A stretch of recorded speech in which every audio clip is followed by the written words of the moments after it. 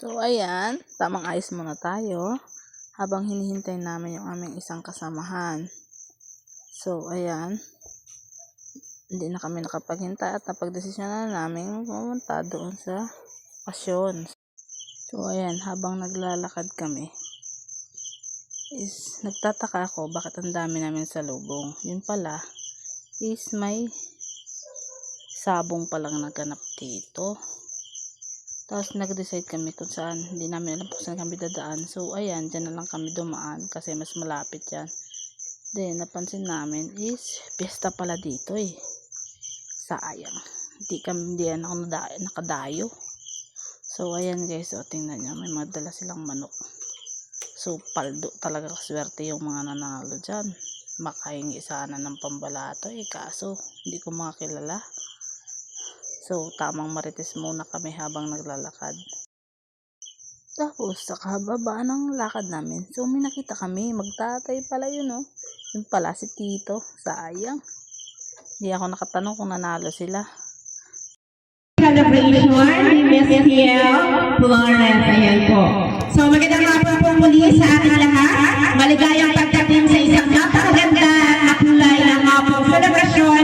Handog po natin ngayong hapong ito sa ikapitong kaarawan ng aming napakaganda at napakabait na birthday celebrant na si Alexis Kiel. Ayan, palakpakan po natin ang ating birthday celebrant. Lord, maraming salamat sa hapon na ito, Lord, na kami sa inyong tinipon. Maraming salamat sa oras bawat isa. Ganun din, Panginoon, sa napaka-espesyal na selebrasyon sa pagdiriwang ng ikapitong pangalawa ni Kiel. Maraming salamat, Lord, dahil ikaw ang patuloy na nabigla sa kanya. Lord, sa pag-iingat, Ayan, sino-sino nga ba ang mga naging bahagi ng kanyang mga gabi? Tinatawagan natin ang una. Okay, ito po sa sagot ni Claire na Miss Cassie Cueto. Kasi yung Winona Sofia Biaco. Tingnan pa rin. Next, Jerome Lee Biaco. Ayan, si Jerome. nahuya.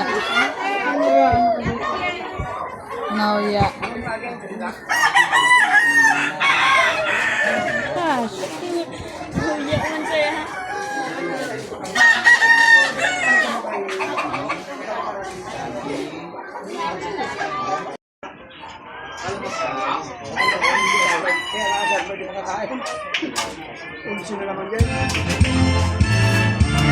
Pata na to si Kala.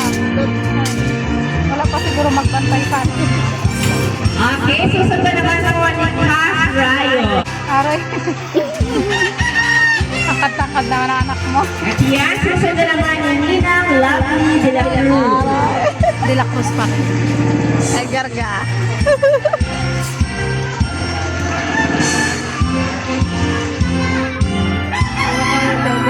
Ha? Kaya kung di din ako mahilig magngiti.